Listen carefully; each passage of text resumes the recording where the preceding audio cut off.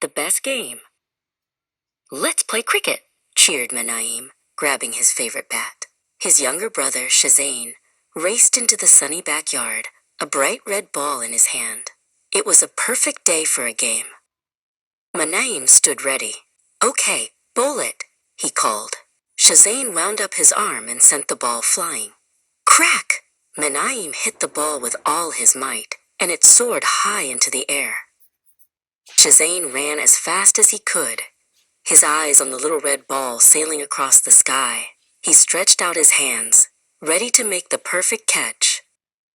The ball landed just past Shazane's fingertips. Out!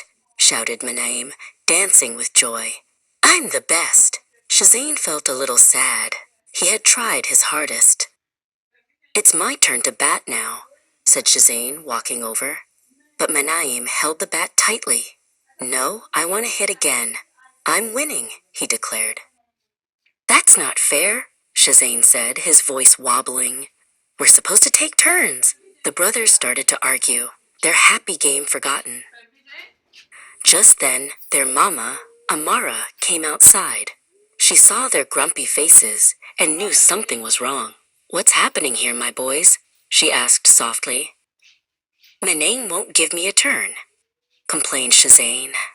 Mama Amara looked at Shazane and gave him a comforting smile. I see, she said calmly.